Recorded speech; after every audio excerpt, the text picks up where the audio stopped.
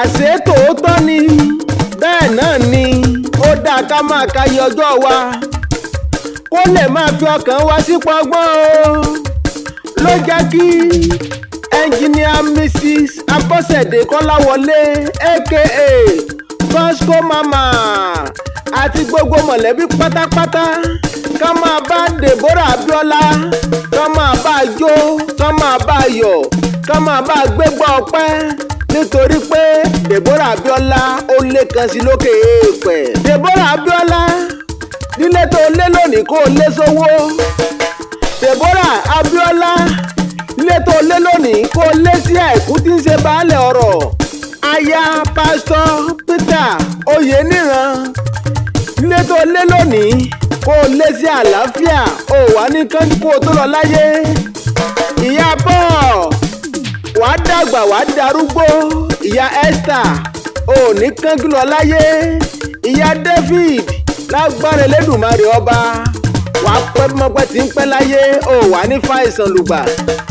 Ọdọọdún là ń rógbó Deborah Abíọ́lá kó o gbó láyé. Ọdọọdún là ń ráwùsá ikú rí ọ ó sá. Ọdọọdún ìlànà rọmọbì lórí àtẹ àmọ́ rí ọba ní lágbára Elédùà. Yẹ kí n wá kì ó nínú rẹ̀ aya rẹ̀ lọ́dẹ ọkọ àfínjú ni ọ́ àfínjú àrìn gbẹ̀ndẹ́kẹ́ ọ̀bùn àsìwọ́jà apá ṣíọ̀ṣíọ̀ ọ̀bùn ṣíọ̀ṣíọ̀ òun gangan ni ó rẹ̀rù àfínjú Deborah Abíọ́lá wọlé o. Mama Paul Mama Esther ìyá David jẹ́ kí n wá kì ọ́ bí ológun ẹrú jẹ́ kí n kì ọ́ bí oníwọ̀fà ọgbọ̀n jẹ́ kí n kì ọ́ bí ẹni tó níran tòrẹ́ni tó lórúkọ kì í bá wọn sunkún oríkì. Ìwọ lọ́wọ́ onígbọ̀ngàn olúfi àárọ̀ ọ̀gọ̀dìjà ọmọ olúfi oyè sóhun gbọ́ o. Ọmọ abínúkọ́lé oníbọn òkúta bàbá yín ìlú lọ bá ẹ̀sà ògbó olóògbòjò ńlé tó bá dọ̀rẹ́ papọ̀ náà fi kìyìn ní ọmọ ẹ̀sà ògbé ará òde ògbólúkà ọmọ asùnkẹ́ bí ẹni pọmọ.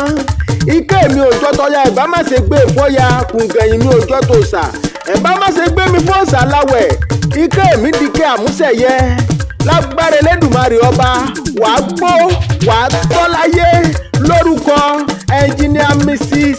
Abọ́sẹ̀dé Kọ́láwọlé aka Vasco Mama là ń kí yín wípé happy birthday to you ma long life and prosperity.